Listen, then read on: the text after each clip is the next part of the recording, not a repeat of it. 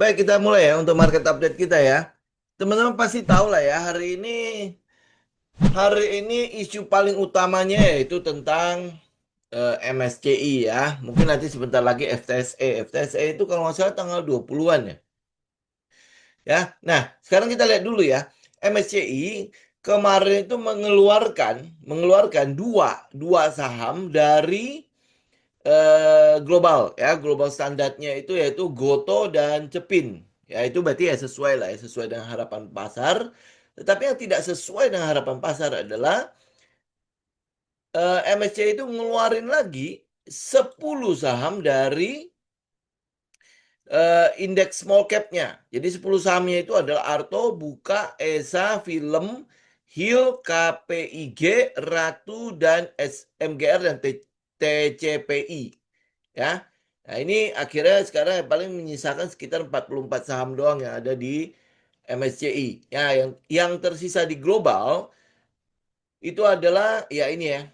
Ya teman-teman lihat sendiri lah ya, Astra segala macam di situ. BRMS sama BRPT itu masih masih utuh di situ ya, dan yang lainnya ya. Jadi ini artinya yang big cap itu yang paling big itu ya mungkin ya BRMS sama BRPT yang agak pengecualian ya di situ ya. Oke. Nah, Goto dikeluarkan, Cepin dipindahkan ke small cap ya, di downgrade. Oke. Nah, tapi teman-teman cek ya di situ ya. Di situ kan saya coba ini sih sebenarnya saya minta itu ya ChatGPT aja untuk itu ya untuk memperkirakan kira-kira berapa sih lembar saham yang akan dikeluarkan dari ini ya apa yang small cap ini yang 10 apa 9 saham itu ya, ternyata lumayan gede ya, lumayan besar ya. Kalau teman-teman lihat Arto itu ada 3 miliar lebih, Bukalapak itu ada 37 miliar lebih, kemudian ESA itu ada 12 miliar lebih, dan itu semua ini ya kabarnya itu harus kelar sebelum tanggal 31. Karena tanggal 1 September itu akan berlaku susunan MSCI yang baru. Oke. Nah, jadi kalau teman-teman mungkin kalau lihat yang apa yang sudah terjadi kemarin, ya kalau kemarin kan banyak sekali yang big cap yang dikeluarkan ya. Nah, sekarang ini kan small cap ya. Bobotnya sebenarnya nggak tahu gede, ya nggak tahu gede mempengaruhi indeks ya, tetapi mungkin dalam 1 minggu, 1 sampai 2 minggu ke depan, kita mungkin masih akan melihat volatility atau keliaran di pasar itu karena apa market tuh masih harus keluarin segini banyak ya. Ya, apakah langsung dikeluarin sampai awal September? Ya, ini kita nggak tahu juga mekanismenya dia. Tetapi yang pasti adalah mereka akan berusaha untuk mengeluarkan porsi saham yang ada di situ karena memang mandatnya mandatnya apa reksadana mereka atau fund mereka ya, kalau MSCI keluarin ya mereka harus keluarin gitu ya, jadi pasti pasti ada efeknya lah ya. Nah, tetapi gue mau ingatkan adalah begini, teman-teman jangan berpikir bahwa oh dikeluarkan dari MSCI maka fundamental perusahaannya itu akan ambruk. Ini tidak ya, tidak ya. Gue udah ngomong berkali-kali ini ya, apa yang dilihat oleh MSCI itu adalah likuiditas, bukan fundamental, bukan teknikal, bukan sesuatu yang wah gitu ya, enggak. Ya, dia nggak peduli dengan oh ini saham bagus atau tidak. Yang penting dia memenuhi kriteria likuiditas mereka, itu akan dimasukin ke situ. Oke, lu bisa lihat kayak misalnya di situ ada KPIG dan lain sebagainya kan, itu kan masih secara fundamental ya mungkin akan jauh lebih bagus lu masukin KPIG itu misalnya ini kan turisme itu mungkin lu akan lebih masukin GMFI atau apa gitu ya di dalam situ ya daripada lu ambil KPIG, tapi ternyata GMFI itu tidak sesuai dengan syarat ketentuannya MSCI, karena itulah makanya dipilih KPIG kan ya. Dan ini juga semua bisa diatur, bisa dibuat-buat, dan kita udah pengalaman lah melihat bagaimana akhirnya ada metode namanya MSCI Play ya dan lain sebagainya kan yang beredar kan, ya kan bener ya. Ya, nah jadi akhirnya ya MSCI mulai pinter lah ya. Jadi kalau memang itu bisa diatur atau bisa dibuat-buat, oh ya udah berarti gua harus meningkatkan persyaratan gua. Jadi ya nggak heran lah sekarang mereka masuk MSCI itu, ingat sekali lagi bukan karena fundamentalnya bagus. Dikeluarkan dari MSCI pun bukan karena fundamentalnya ambruk, enggak. Ya, karena dia udah tidak memenuhi persyaratan. Itu ingat aja itu ya. Jadi jangan nanti pikir, oh Ratu udah nggak bagus ya. Esa udah nggak good ya. Nggak ada urusan soal fundamental. Oke, tetapi memang dalam waktu dekat ini, saham-saham ini memang bakalan mengalami tekanan jual. Yes. Ya, karena apa ya? Karena MSCI aja dia butuh keluarin jumlah saham segitu banyak untuk mencoret saham-saham ini pada indeks mereka. Oke, ya. Nah, tapi setelahnya gimana? Ya, kita tinggal lihat bagaimana laporan keuangannya. Yang paling penting ya, kalau lu mau pegang sebuah saham, gue udah ngomong di kemarin juga, ya lu harus tahu bahwa lu pada saat lu beli saham bukan karena lihat dia masuk MSCI, bukan karena dia masuk LQ45, bukan karena dia masuk indeks-indeks itu, tidak. Yang lu mesti perhatikan adalah apa yang dilakukan oleh si manajemen terhadap kegiatan usahanya. Ya, jadi kalau kegiatan manajemen cuman berpatokan yang penting masuk MSCI, yang penting masuk indeks LQ45 dan lain sebagainya, lu akan ketemu satu saham yang namanya SRIL, SRIL. Itu adalah kegiatan manajemen bagaimana dia memastikan agar likuiditas, agar semua perputaran ya sahamnya itu bisa tetap memenuhi syarat LQ45. Nah, akhirnya hari ini bagaimana itu perusahaan? Ya kan? Gitu kan? Nah, jadi yang lu perlu perhatikan adalah kegiatan manajemen, ya, bagaimana kegiatan si manajemen itu untuk memberdayakan si perusahaannya. Ya, kalau dia kegiatannya cuma udah so begitu aja, sama seperti yang Presiden Prabowo bilang hari ini, di mana BUMN kerjanya nggak ada katanya kan, ya. Akhirnya rugi melulu dan lain sebagainya. Nah, lu nggak mungkin mau membeli yang begituan kan? Ya, ya akhirnya mau ditutup gitu dari sekian ratus BUMN akhirnya mau ditutup jadi tinggal berapa. Itu tujuannya apa? Tujuannya adalah untuk memberdayakan gitu loh potensi-potensi atau aset-aset negara agar bisa mendatangkan dividen buat negara kan. Ya, nah lu mesti berpikir begitu juga pada saat lu mau menaruh uang lu pada saham-saham ini. Apa sih yang dilihat ya, yang dilihat oleh smart money terhadap kegiatan usaha ini? Apakah kegiatan usaha yang dilakukan oleh manajemen pada perusahaan tersebut itu mendatangkan peningkatan pada pendapatannya apa enggak? Ya kalau enggak, ya ngapain lu masuk situ cuma gara-gara MSCI segala macam. Itu ya. Oke. Nah, jadi kalau kita lihat ya ini kan jumlah-jumlah sahamnya nih. Jadi otomatis ya mungkin ya dalam waktu ini ya, dalam waktu agak-agak ini sampai akhir bulan lah ya, kita mungkin akan lihat tekanan-tekanan pada saham-saham ini. Nah, apakah ya ini akan berdampak pada indeks? Kayaknya tidak ya. Kenapa? Karena bobotnya kecil-kecil. Bobotnya tidak terlalu besar. Paling bobot yang gede itu ada di Bukalapak. Ya, bobot yang gede itu ada di Goto. Ya, itu mungkin bobotnya agak lebih besar ya, SMGR. Yang lain itu kecil-kecil. Jadi artinya dampaknya ke indeks harga saham gabungan itu kecil. Oke, nah kalau dampaknya terhadap indeks harga saham gabungan kecil ya udah teman-teman nggak usah sampai harus khawatir-khawatir banget bahwa nanti akan dia ambruk seperti waktu MSCI pertama kali mengeluarkan saham-saham Indonesia dari indeksnya, ya.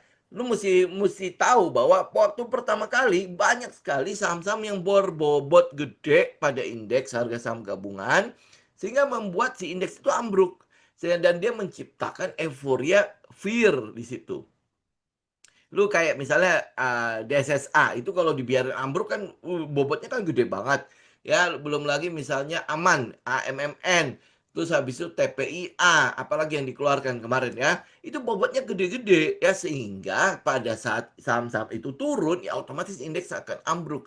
Begitu indeks ambruk itu kan ada efek multipliernya kan ya. Oh, jadi orang berpikir, wah ini udah habis nih, udah hancur nih, udah dikeluarin semua. Jadi fear itu terjadi di situ. Nah, sedangkan apa yang terjadi sekarang, dia keluarin betul ada sekitar 10 saham di indeksnya mereka. Tetapi itu adalah saham-saham yang sifatnya adalah small cap, namanya small cap ya. Jadi artinya bobotnya ke indeks itu kecil. Nah, kalau bobotnya ke indeks itu kecil, biasanya ya itu untuk men-trigger euforia fear lagi itu agak sedikit, agak kurang. Lu bisa lihat kayak misalnya teknikal hari inilah. Ya, kita lihat teknikal hari ini saja itu naik 1,56%. Ada yang bilang teknikal hari ini karena didorong oleh pidato RAPBN, pengantar RAPBN untuk 2027 dari Presiden Prabowo ya. Oke, ini baru pengantar loh ya, baru pengantar. Apakah nanti di lapangan itu dia akan sesuai dengan yang dikerjakan atau jangan-jangan nanti di tengah jalan ada wangsit-wangsit baru gitu kan? Ya, tapi sejauh ini respon pasar terhadap RAPBN kita itu masih cukup positif ya, karena itulah makanya ada naik 1,59%, 1,59%. Oke. Nah, kenaikan ini pun teman-teman juga mesti lihat konteks lagi ya, konteks. Banyak sekali saham-saham yang berfundamental bagus, yang berbobot besar terhadap indeks harga saham gabungan juga dikategorikan quote unquote murah. Ya, kalau lu lihat kayak misalnya kemarin kita bilang soal apa Big Bang aja, 4 Big Bang ya, 4 Big Bang itu kita bisa lihat bahwa ini kan masih cukup ini ya, masih cukup menarik. Secara teknikal juga dia masih cukup menarik. Kemudian secara fundamental kita tahu laporan keuangannya juga masih cukup bagus-bagus kan. Nah, jadi masih ada potensi momentum pada pergerakan si Big Bang itu. Ya, bank-bank besar itu. Jadi ada potensi pergerakan di situ. Nah, belum lagi kalau misalnya diikuti oleh perbaikan-perbaikan pada iklim bagaimana pemerintah mengelola anggarannya. Ya, jadi ya yang penting jangan sampai itulah, sampai hancur-hancuran lah ya. Kalau misalnya pengelolaan keuangannya cukup bagus, momentumnya masih cukup oke. Nah, kalau lu balik lagi ke teknikalnya, kalau kita lihat teknikalnya, kita kan berada di daerah-daerah di mana kalau dia breakout, ya kita tahu lah ya targetnya kita tetap masih di 6777 ya. Yang penting dia dia dia tinggal breakout. Nah, apakah nanti dia breakdown juga false atau seperti apa ya, kita tinggal lihat aja bagaimana respon harga. Karena harga di sini ya, harga plus volume di sini itu udah pasti nggak mungkin bohong ya, mungkin mungkin gitu ya, mungkin kalau misalnya lu per teknikal dari per saham itu bisa lu gambar ya, tetapi kalau indeks harga saham gabungan itu kan gabungan ya. Kalau lu mau untuk menggambar indeks harga saham gabungan itu ya tidak terlalu mudah lah ya, tidak semudah itu ya. Apalagi sekarang kan free floatnya kan terus diperbesar ya.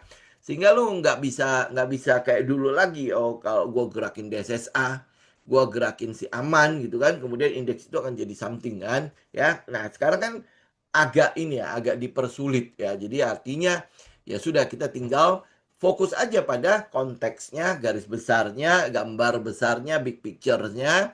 Kemudian habis itu bagaimana bergerakan-gerakan teknikal ini untuk menunjukkan buat kita bahwa oh, ini berarti market masih cukup fine-fine aja. Oke, ya. Jadi jangan tenggelam dalam fear itu. Karena itulah makanya kenapa lu perlu menganalisa itu agar gue tahu nih strategi apa yang perlu gue lakukan. Ya, lu kebayang nggak kalau misalnya kemarin misalnya nih, kan ternyata ini kejutan kan sebenarnya kan, kejutan kan indeks MSCI ternyata unfreeze, kemudian kan yang kita perkirakan paling cuma ya itu goto cepin lah ya, tapi kan kita tidak sampai mengeluarkan indeks small cap itu kan. Nah, jadi akhirnya small cap itu keluar bong gitu. Nah, pada saat itu pasti ada namanya fear. Ya, pasti ada namanya fear. Ya, oh jangan-jangan nanti yang di Januari itu berulang. Kita mesti lihat konteksnya. Kalau Januari itu ingat ya, saham-saham yang dibuang itu adalah berbobot besar kepada indeks. Ya, bobotnya gede. Kemudian habis itu disertai oleh potensi penurunan peringkat.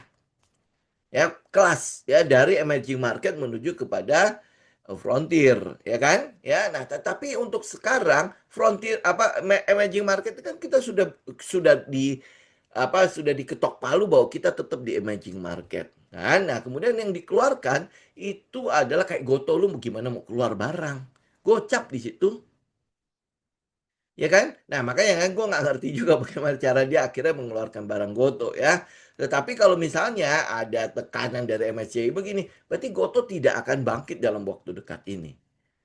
Ya, kecuali memang dia ada momentum yang tercipta ya. Misalnya, wah ternyata keuntungannya dia, labanya dia, profitnya dia berkali-kali lipat. Atau mungkin ada kebijakan pemerintah lah yang menguntungkan dia sehingga akhirnya orang mulai memborong, karena untuk melepas itu angka gocapnya itu kemarin kita sempat hitung ya, itu sekitar 1 sampai 2 triliun. Ya, artinya lu mesti masuk tuh 1 sampai 2 triliun di situ dana untuk melepas angka itu. Itu pun kalau nggak ditambah antrian itu, antrian di Gocap itu. Ya, itu pun kalau nggak ditambah, kalau jangan-jangan, oh kebuka nih, ditambah diinjek terus yang mereka-mereka yang mau keluar kan, ya siapa tahu kan, ya kita nggak pernah tahu di situ. Ya, jadi intinya adalah kalau kita sampai sejauh ini, sampai hari ini ya, sampai hari ini kita masih melihat indeks kita baik-baik saja. Ya, jadi tidak ada kategori fear yang harus apa, yang harus kita khawatirkan di sini. Ya, semua masih sesuai ya, artinya ya udah tinggal teman-teman lihat pada trading plan masing-masing gitu. Dan saham-saham yang kita pilih juga cenderung tidak ada di pada saham-saham yang dikeluarkan ya, yang dikeluarkan dari MSCI kan ya. Jadi mungkin memang dari awal sudah tersaring kali ya, dan memang mereka udah niat banget, nggak tahu 44 saham itu bakalan keluarin lagi apa enggak ya. Nah, kemudian habis itu ada namanya FTSE lagi. Ya, ada satu lagi adalah FTSE. FTSE itu sebentar kita lihat sahamnya. Nah, FTSE itu tinggal berapa saham di situ ya? Itu 2, 4, 6, 8, 9 juga ya. 9 saham di situ, masih ada 9. Kita nggak tahu nanti apakah tanggal, benar nggak tanggal 20 ya? Gue lupa lah tanggalnya ya. Tapi teman-teman nanti cek sendiri ya tanggalnya berapa. Apakah mereka akan keluarkan? Karena kayak gini contohnya. Ama Mineral di MSCI kan sudah keluar nih. Ya, sedangkan di FTSE masih ada. Ya, apakah aman ini akan dikeluarkan pada FTSE di reviewnya itu pada Agustus ini atau tidak? Ya, nah itu tinggal teman-teman perhatikan lah ya. Oke, nah kalau yang lain-lain kan sudah enggak ya, BCA itu sama, BCA itu ada di situ ya, BRPT segala macam semua masih ada. Cuman yang berbeda itu adalah Ama Mineral ya, UNTR semua masih ada kan? Ya, dan cuma dia nggak punya BRMS aja ya. Nah, apakah aman ini akan dikeluarkan apa enggak? Tinggal tinggal teman-teman cek. Kalau iya ada potensi untuk keluar, ya tinggal teman-teman hati-hati aja yang masih pegang aman mineral gitu aja. Ya, kita tinggal lihat aja apakah dia akan keluar apa enggak. Oke? Ya, paling itu doang ya. Sisanya yang lain teman-teman bisa lihat nih 35 saham yang ada di small cap. Ya, masih masih cukup bagus-bagus lah ya. Kita ada beberapa saham yang di small cap ya, moga-moga udah nggak terjadi apa-apa lagi ya di Desember ya. Ya, atau di November untuk review nanti ke depannya. Kemudian untuk saham-saham yang global standar ini adalah big cap-nya. Kelihatannya sih masih cukup bertahan lah ya. Ini ada 4 big bank di situ. Ya, kelihatannya masih cukup oke ya. Kemudian Astra, Telkom, ini kan secara likuiditas memang masih oke lah. Ya, jadi kita berharap ya udahlah setelah ini moga-moga sudah tidak ada yang begini-ginian lagi ya. Ya, oke. Nah, kemudian kalau apa nih? Oke ya, gua ke sebuah pertanyaan dulu ya. Waktu saham-saham Konglo dikeluarkan waktu itu posisi saham-sahamnya kan lagi di atas, tapi waktu sekarang ini posisi saham-saham, apakah ini sebuah kesempatan? Nah, ini gini. Kalau untuk saham-saham Konglo, kita tahu ya, waktu dia dinaikkan itu memang rata-rata itu bukanlah berdasarkan fundamentalnya. Oke, jadi tidak setiap saham Konglo itu harus lu kejar gitu ya. Tapi makanya kalau memang kita mau lihat dia murah atau tidak, atau jangan-jangan dia sebenarnya harganya sekarang itu adalah harga equilibriumnya atau harga yang sesuai dengan fundamentalnya. Kan lu mesti perlu cek di situ kan. Karena itulah makanya kenapa gue selalu menekankan satu, yaitu ceritanya. Bukan bukan masalah cerita seperti apa, bukan cerita yang dibuat-buat. Saham yang lu harus lihat ya, bahwa ini saham ini ada kegiatan apa gitu loh. Ya kayak misalnya contoh ya, Bumi itu termasuk saham Konglo nggak ya? Harusnya sih termasuk adalah bagian dari saham Konglo karena yang dimiliki oleh konglomerat kan.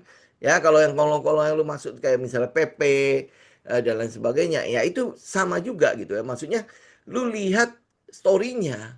Dia memang dia punya sebuah cerita untuk kedepannya apa tidak gitu ya. Oke ya, bukan saham kalau saham yang dikeluarkan di small cap. Oh iya, jadi kalau untuk saham-saham yang dikeluarkan dari small cap ya, nih kita lihat ya, kan saham-saham yang dikeluarkan itu adalah saham-saham ini ya.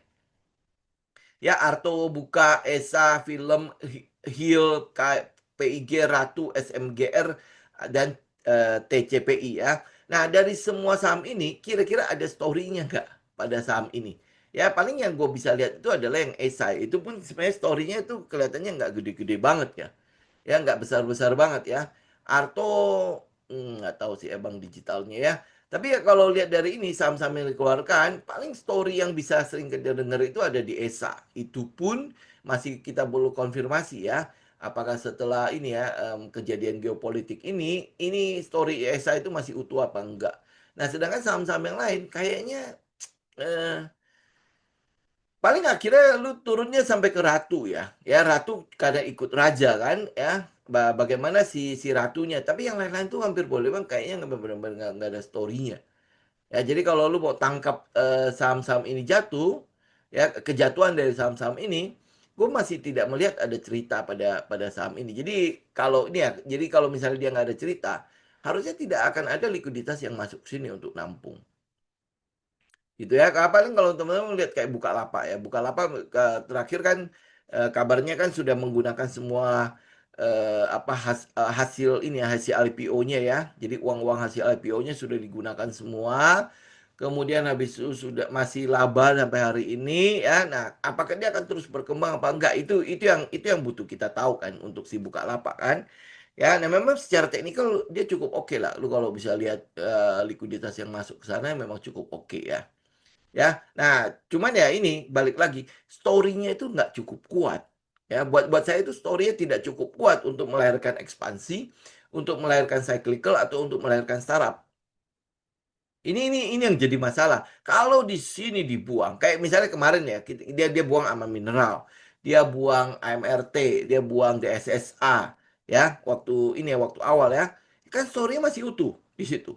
Ya, kemudian habis itu dia buang apa lagi ya, gue lupa ya. Ada beberapa saham yang dibuang kan. Nah, kalau story-nya masih utuh, itu yang kita mau mencoba untuk kita tangkap gitu. Kayak misalnya contoh dia buang BRMS hari ini ya.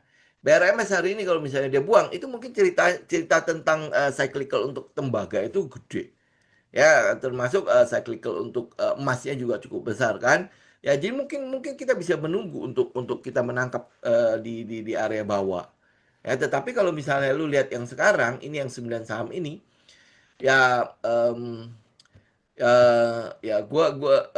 sejauh ini ya mungkin teman-teman nanti bisa melakukan analisa sendiri juga coba riset sendiri juga ya sejauh ini gue masih belum melihat ada sebuah story yang benar-benar bisa ini ya bisa membuat si perusahaannya mengalami ekspansi ya jadi benar-benar ada ekspansi sehingga memang dia dilayak untuk dihargai lebih mahal kemudian habis itu yang kedua itu soal cyclical ya cyclical ini kan yang berhubungan dengan tambang itu paling cuman eh, Ratu ya. Ratu juga ya paling berhubungan dengan itu ya minyak dan gas ya. TCPI ini berhubungan dengan batu bara. Ya, nah yang lain tuh hampir boleh nggak ada ya. Ya kan? Ya, nah, apakah batu bara itu sudah masuk ke dalam cyclicalnya?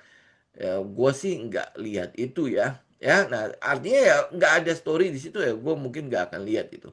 Nah, atau mereka memang ada potensi startup di situ dalam arti memang ada kontrak-kontrak baru sehingga dia bisa mendapatkan penghasilan-penghasilan yang besar ya.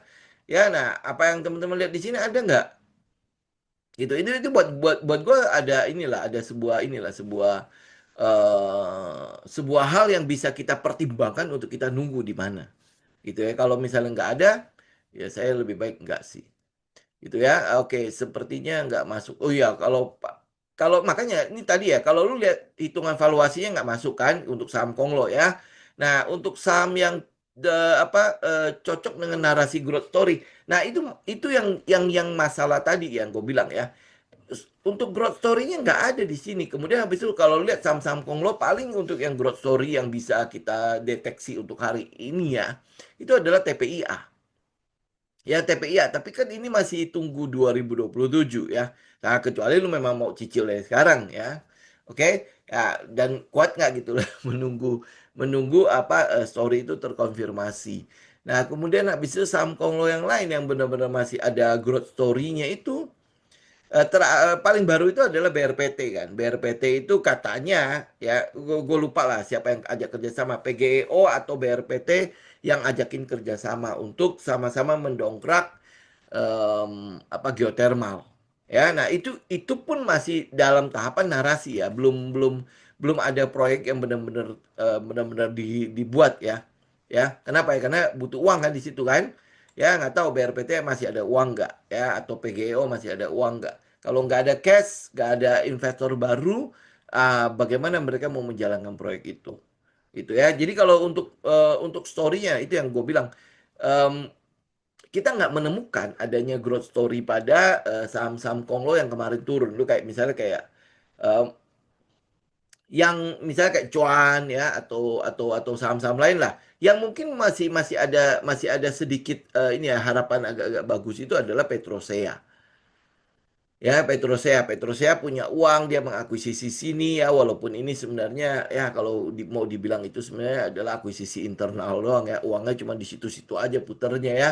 Ya, tetapi masih ada sebuah story di situ di mana Petrosea itu mulai bergerak dari saham kontraktor menuju kepada saham yang sifatnya itu benar-benar mining gitu ya, apa lebih ke arah saham tambang ya.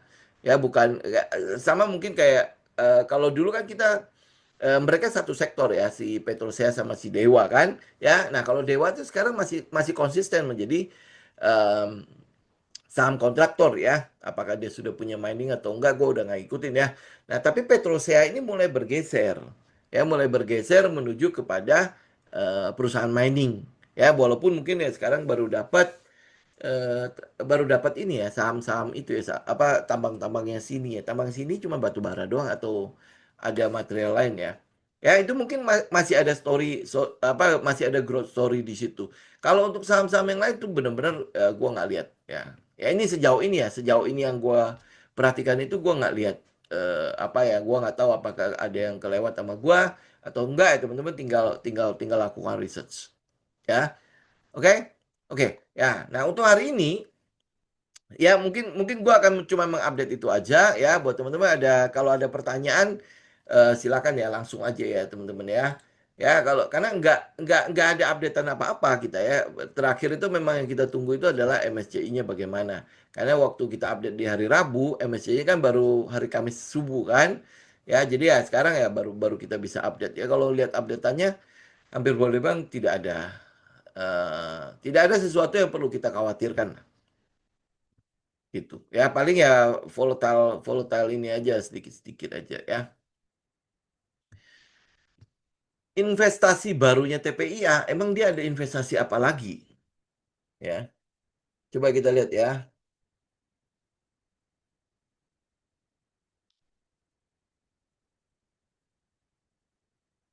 Emang dia ada masuk sama apa lagi ya?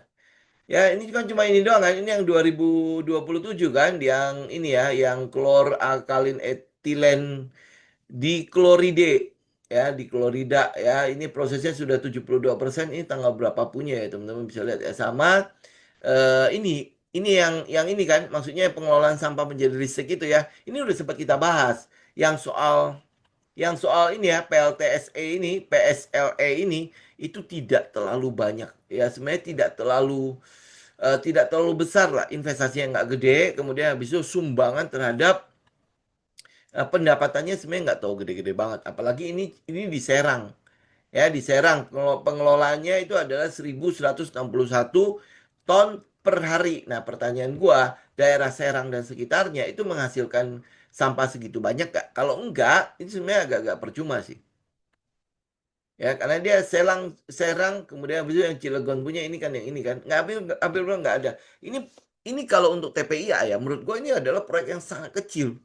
Ya proyek yang sangat kecil, lu bisa lihat ini proyek yang ini, yang gede ini, yang klor alkalin etilen di Klorida ini ya, ini 1,2 miliar US dollar ya. Sedangkan ini itu paling cuma berapa berapa puluh atau ada ratus miliar nggak? Kecil kali ini. Itu ya. Jadi untuk yang story-nya, gue akan jauh lebih melihat ini story yang ini ya, dibandingkan dengan story yang ini ya. Nah, kalau story ini oke lah, cuma buat nambah-nambah doang ya, siapa tahu bisa nambah momentum untuk dia kan. Tapi pasar pasti akan lihat story yang ini dibandingkan dengan story apa untuk pembangkit listrik itu. Ya, apalagi dia bisa ngelola sampai 1.161 ton. Kalau ini dibikin di Jakarta, mungkin oke lah. Jakarta punya pasti ada segini kan. Nah, untuk Serang dan sekitarnya apa ada segini? Kalau enggak, gua agak ini ya, agak khawatir kalau ini nggak ada, nggak terlalu terlalu guna, terlalu berguna-guna banget gitu. Ya, ya ini juga ini sama kan? Ini sama ini Pak. Ini kan sama sebenarnya. Ini proyeknya sama gitu. Ya, yang kita lihat itu adalah proyek ini. Gitu aja udah. Ya, jadi makanya kalau teman-teman mau apa cicil untuk TPIA, ya udah. Tapi ini baru jadi 2027. Gitu ya, baru akan masuk ke dalam ekosistem atau pendapatannya si TPIA itu di 2027 gitu. Ya, jadi ya masih masih cukup lama. Oke, nah sedangkan teknikalnya teman-teman kan udah tahu ya, dia udah di situ-situ aja. Nah, cuman di situnya itu berapa lama yang kita nggak tahu, ya. Karena memang proyeknya juga masih lama kan. Jadi kalau misalnya lu nggak mau nunggu, lebih baik kita lihat ya triggernya ya. Triggernya itu adalah break 2400. Ya, break 2400 itu pun ya setelah break 2400 gue ya masih yakin pasti akan ada pullbacknya. Karena proyeknya kan masih 2027 kan, ya dia masih pasti masih akan ada pullback ya. Jadi momentum yang buat dia ngebreak itu untuk sekarang sih memang kita melihat masih belum ada ya. Ya, jadi kalau misalnya dia masih di situ-situ aja, artinya ya udah dia masih ngebes ya daerah bawah sini, ya udah nggak apa-apa biarin aja. Nggak tahu nanti siapa tahu ada spring juga kan, ya. Kalau dia ada spring, ini turunnya lumayan jauh loh sampai seceng nih, bisa sampai sampai 50%. Ya siapa tahu nanti dia ada springnya. Nah kalau enggak ya udah lebih baik kita tunggu aja dia break 2400 atau kalau dia ada spring. Gitu ya, ada spring, nah baru kita ambil aja kan dia spring kemudian habis itu LPS, LPS, LPS kemudian habis itu baru break. Gitu karena proyeknya memang masih lama kok. Ya, oke itu untuk TPIA kemudian habis itu kita lihat ISAT. Nah, ISAT itu ISAT sama telekomunikasi ya akhir-akhir ini lagi bagus nih. Ya, ISAT itu terakhir itu adalah proyek AI-nya. Proyek AI ISAT. Ini teman kalau lihat ya. Proyek AI ISAT. Ini cuman gue nggak tahu ngikutin ya. Oke, nah dia ada namanya nih, namanya Zanzankore. Ini gimana bacanya ya? Ya, ini kan sebenarnya adalah proyek yang udah cukup lama ya. Termasuk di dalamnya sebenarnya dia ada libatkan Goto juga di situ. Ya, jadi Zankore ini apa Zankore ini bareng sama Oredo. Oredo ini kan memang punya ISAT ya. Jadi ini adalah infrastruktur untuk AI. Ya, gue lupa ya. Kalau dia bareng sama si Goto itu AI-nya namanya apa ya? Gue lupa deh. Ada namanya kok AI itu. Eh, eh, nggak ada di sini lah ya, ya. Tapi ini adalah proyek AI-nya, infrastruktur untuk si AI-nya. Jadi dia bareng sama Oredo, bareng sama Nokia dan Nvidia. Ya, jadi menjadikan Indonesia sebagai pusat komputasi AI Asia Pasifik. Ini story-nya untuk si ISAT ya. Nah, sebenarnya kalau misalnya teman-teman kalau lihat teknikalnya, ini udah lumayan itu ya, lumayan lumayan naik lumayan banyak kan. Ya, kalau kita mau masuk kan sebenarnya ada idealnya di sini. Ya, idealnya kan di sini. Bentar. Ya, idealnya kan kurang lebih dari sini ya. Gue gedein. Nah, jadi sebelum dia break, ya kita ikut kan, ya. Oke, nah kemudian tapi dari break ini kan masih belum ini, belum belum ngebreak banget kan. Masih di daerah-daerah ini daerah-daerah resisten. Jadi kalau misalnya ini kalau teman-teman lihat ya si AI-nya itu masih cukup bagus, ya udah pada saat dia pullback ini, nah lu mencoba untuk nangkep apa pullbacknya dia. Jadi gua akan lebih sarankan adalah teman-teman ambil pullbacknya dibandingkan dengan ngambil sekarang ya karena ini udah jelas udah tinggi RSI-nya juga sudah di atas ya. Jadi kita akan tunggu dia pullback. Kalau enggak dia akan break ya akan break ya area 2600 itu ya begitu habis dua break 2600 jangan ambil ya tinggal tunggu dia pullback pasti akan ada pullbacknya ya pasti akan ada pullbacknya karena ini proyek ini itu juga baru akan jadi kapan sih ya 2027 juga ya 2027 semester satu.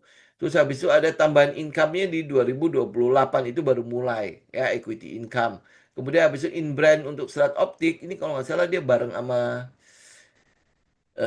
siapa gitu ya gue lupa serat optiknya apakah ETR atau apa gitu ya. Ya, oke. Nah, ini adalah sekitar 2,5. Jadi untuk ISAT itu sebenarnya cukup oke untuk ininya ya. Em, untuk proyeknya dia, oke? Ya, nah tetapi yang teman-teman juga mesti perhatikan itu adalah membangun infrastruktur AI itu kan tidak bisa tembang begitu kan, ya.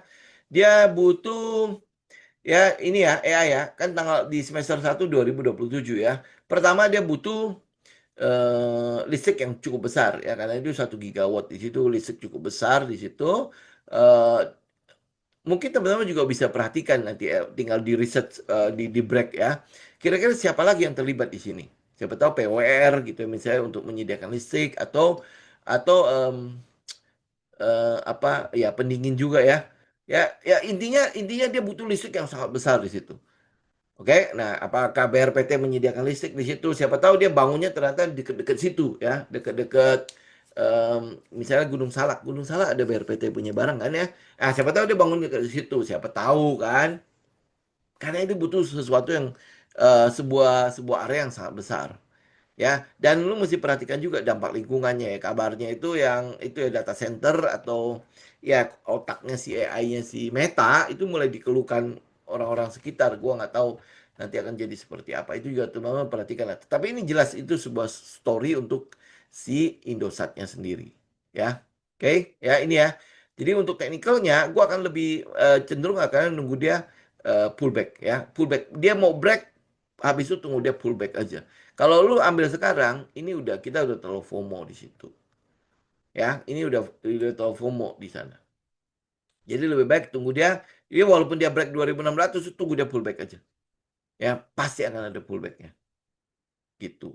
Oke? Ya. ADMR break, ya udah. Lu udah ikut kan? Kalau udah ikut, ya udah. Ikutin aja. Oh, belum. Belum break ternyata. Nggak break juga hari ini. Nih, ya baru kena ke resisten, belum di break juga sama dia.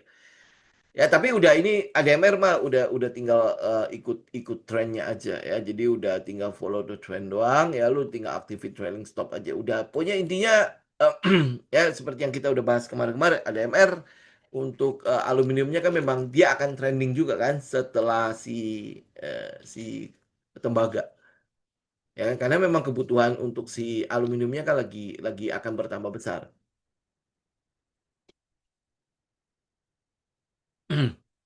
Dan kita nggak punya lagi ya emiten aluminium yang lain.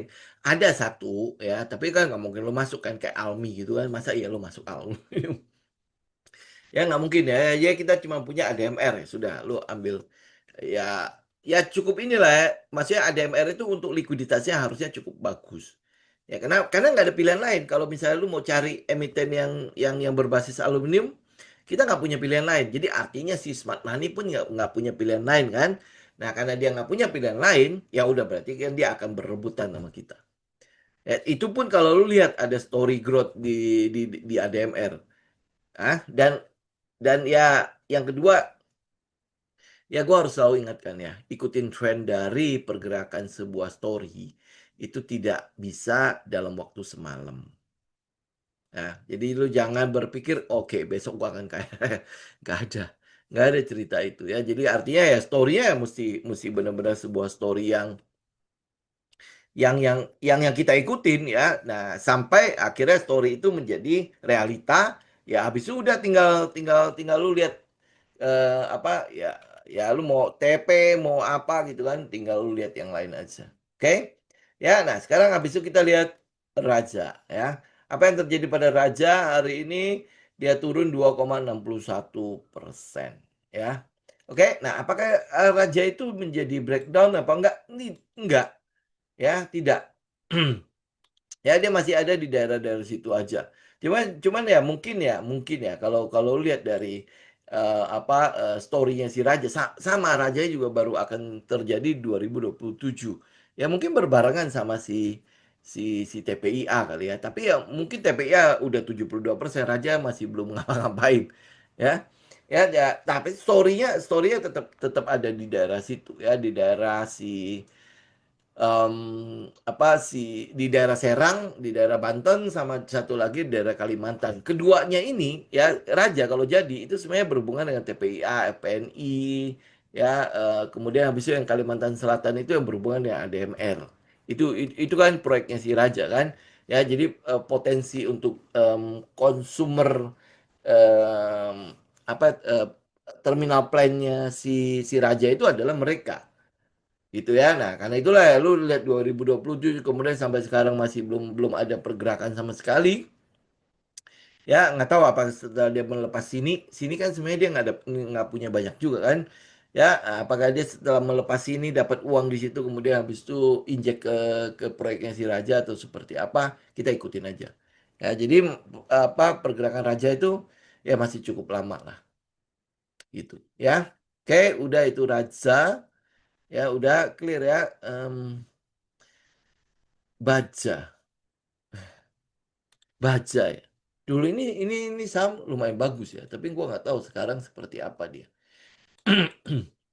Oke, ya. Baja ini berarti dia udah break 12197 ya. Ini berarti udah sempat kita bahas dulu ya. Oke, dia break. Nah, yang gua nggak dapat itu adalah story mengenai apa di balik pergerakan si Baja ini. Ya, kalau teman-teman udah punya barangnya udah tinggal hold. Tapi ini mungkin sebentar lagi sudah eh, akan turun ya, sudah akan runtuh nih. Ya, jadi udah tinggal trailing stop aja. Ya, tapi kalau untuk story-nya gue nggak tahu. Tapi kalau untuk technical-nya, ini dia udah break ya. Kalau lu mau ambil kan harusnya diambil di 197 ya. Ya, pada saat itu ya dia sempat break, kemudian pull back ya, terus habis itu jalan kan, ini berarti 100% lebih ya. Oke. Nah, cuman ini kalau lu lihat technical udah seperti ini, ya udah hati-hati aja. Ya, jadi dia bisa turun dengan sangat cepat juga. Karena kita nggak tahu, gue nggak tahu story-nya. Benar nggak? Coba kita lihat. Ada apa dengan baca? Ya, nggak ada kan? Ya kalau dia ada story, biasanya AI udah terjemahin gitu. Ya, ini apalagi, daftar konsentrasi kepemilikan tinggi di situ. Emang berapa persen saham beredarnya si Raja? Mari kita lihat sebentar. Mana saham si Raja itu kepemilikannya berapa banyak emang? Oke, masyarakat berapa? Free float-nya 21% kok nggak gede ya? Masyarakatnya berapa sih? Jangan-jangan gede banget kali ya.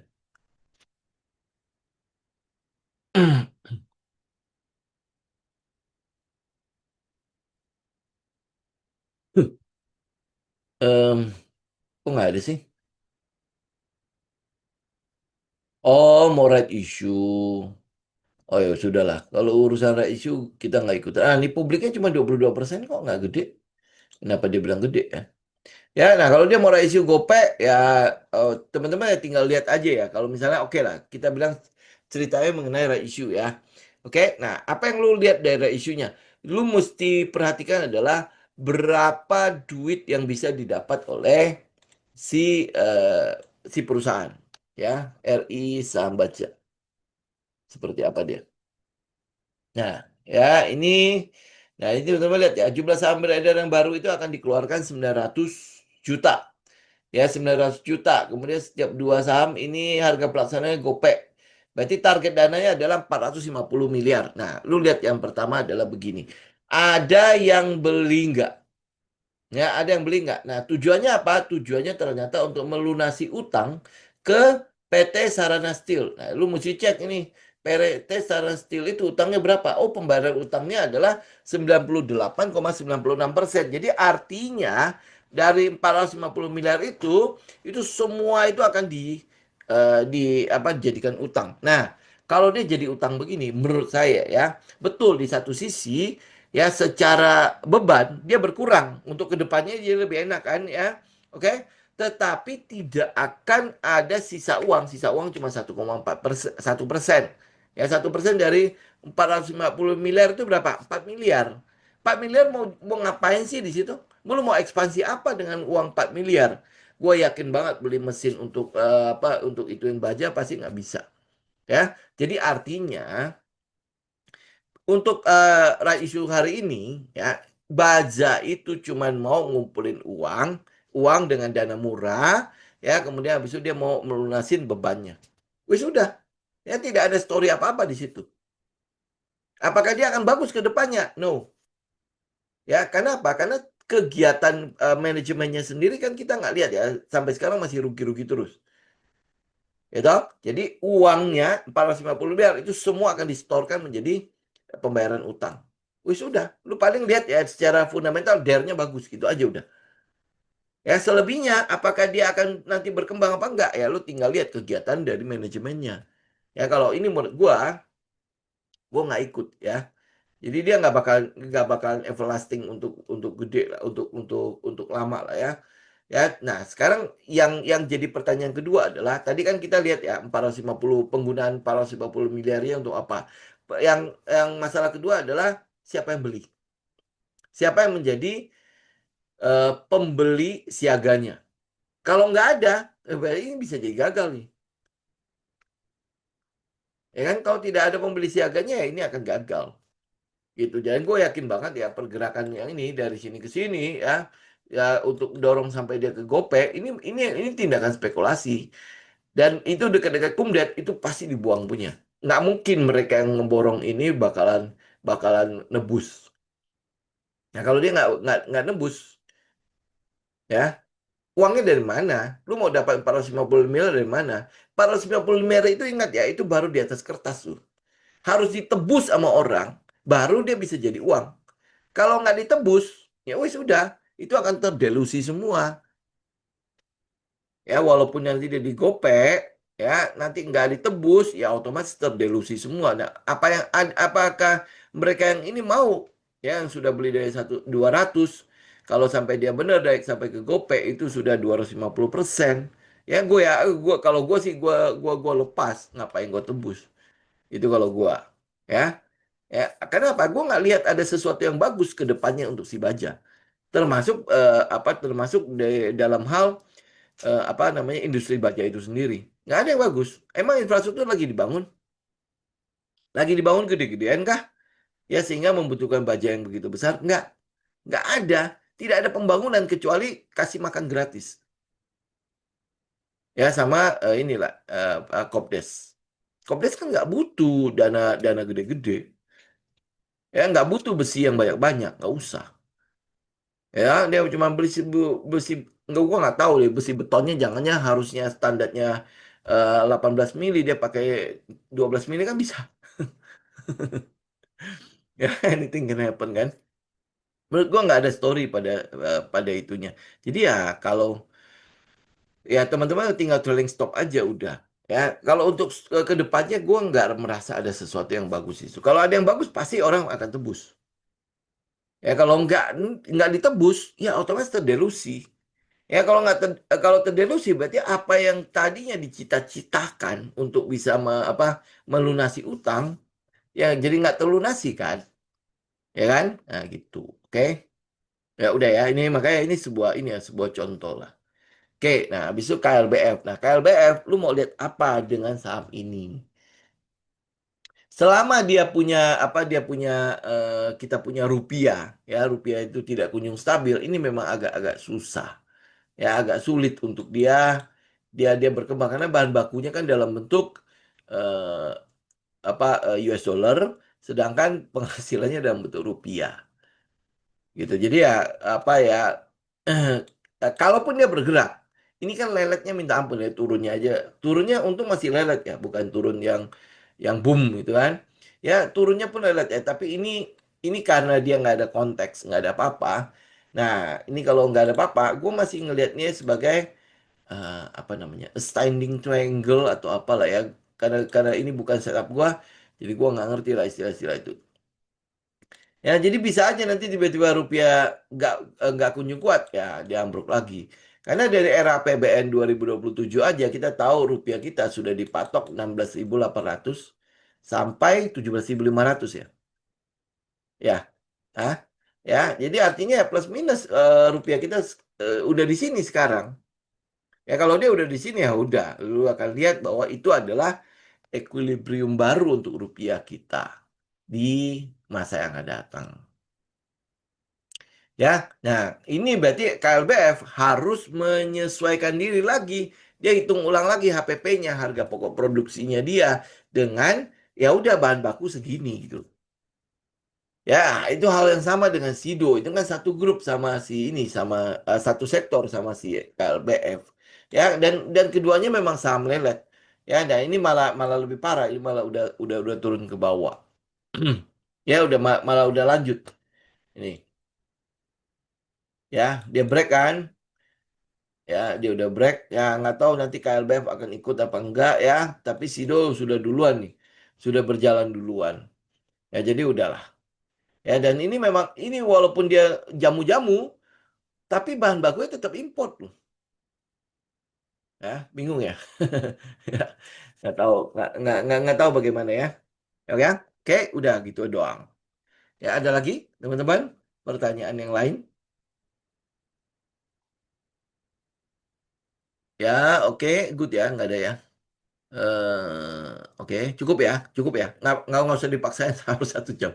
Ya, oke. Besok teman-teman jangan lupa ya kita kelas jam 9 ya. Itu akan jadi kelas jam 9. Jadi jangan lupa ya siapin waktunya ya. Perkapalan terkait sentimen. Nah, perkapalan ini tadinya sebenarnya udah cukup bagus karena ada sentimen di mana apa di kapal-kapal mau coba di ini dibikin di galangan kapal Indonesia. Jadi akhirnya kayak Bull, SMDR ya itu cukup bagus. Tapi habis itu nggak ada ini, nggak ada cerita yang berkelanjutan gitu ya. Karena itulah makanya udah kita nggak lihat kapal dulu lah ya. Kemudian habis itu apakah perkapalan dengan sentimen Timur Tengah itu juga sudah lewat, Pak. Ya, sudah lewat. Bahkan sekarang sudah mulai ada peluang bisnis baru di Timur Tengah. Jadi setelah Selat Hormuz ditutup, ya muncul bisnis baru namanya shuttling. Ya, hebat tuh, pengiriman minyak dengan shuttle. Lu tahu kan fungsinya shuttle kan? Jadi satu tempat ke tempat lain ya baru habis itu baru jalan. Jadi kayak misalnya lu mau keluar minyak dari Irak, ya. Nah, UAE itu Uni Emirat Arab ya, ternyata dia ini prakarsa. Jadi ada beberapa perusahaannya UI Uni Emirat Arab yang memprakarsai ini proyek satelit ini.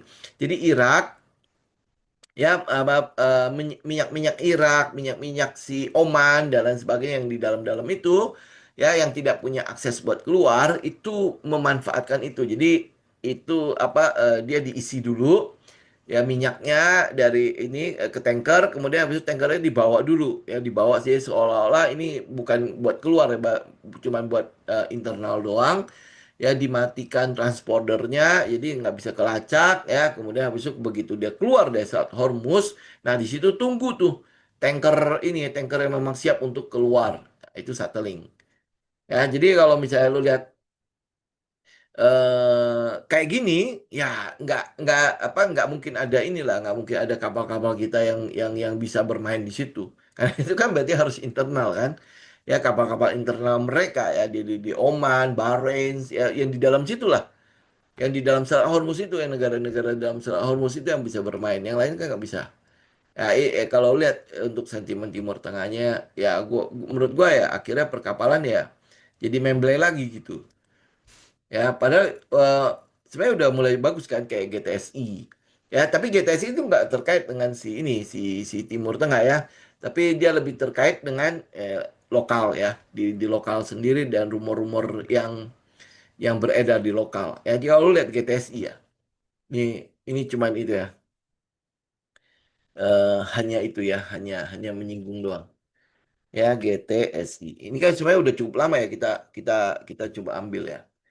Ya, dan dia udah mulai agak bergerak di situ. Ya, oke. Nah, ini GTSI ya. Kalau lihat dari bawah, ya, bawah sampai ke atas itu sudah 100% di bawah. Ya, nah apakah dia akan bergerak naik? Enggak, ini strukturnya itu ini juga sebenarnya struktur yang sebenarnya yang buat turun ini nih. Ya, ini sekilas ya. Makanya kenapa ini kita masih pakai untuk swing dulu. Ini strukturnya turun, ya. Nah, kalau dia strukturnya turun, kemungkinan dia sampai ke berapa? Nah, ini kita lihat ya. Jadi pullbacknya. Nah, ini udah area-area pullbacknya nih. Ya, area-area mungkin akan selesai pullbacknya. Ya, di sini udah ada supply dan ini ada area-area supply-nya. Ya. Oke, jadi kalau momentumnya si GTSI nggak nongol atau momentum untuk kapal yang nggak nongol, ya itu bisa jadi daerah sini itu mungkin dia akan selesai nih. Ya ini makanya gue mau tungguin nih. Ini kelar apa enggak? Ya kalau di daerah sini mungkin dia terjadi kemudian change of karakter terus turun ya. Oh berarti udah ini cuman dari sini pergerakan ke atasnya cuman pergerakan pullback doang.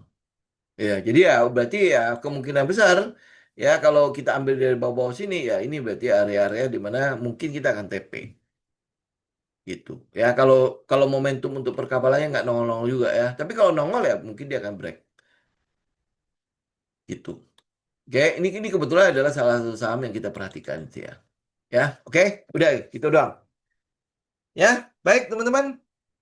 Gua rasa udah nggak ada lah ya.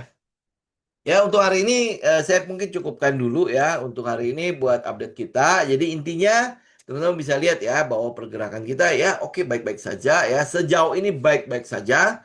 Tidak ada sesuatu yang perlu dikhawatirkan. Jadi artinya semua itu masih kembali lagi kepada plan masing-masing ya. Plan kita seperti apa ya udah teman-teman ikutin aja plan. Nggak kena stop loss kita nggak keluar, nggak kena trailing stop kita nggak keluar. Jadi ya masih masih baik-baik saja di dalamnya ya udah kita akan ikutin baik-baik aja. Jadi target kita ya artinya kalau misalnya semua masih baik-baik aja ya masih tetap ya. Jadi setelah dia ngebreak area ini ya di 6327 sampai 64 ini ya sasaran kita adalah 6777 ya. Mungkin sasaran lebih gampangnya itu ke arah gap lah ya 6700.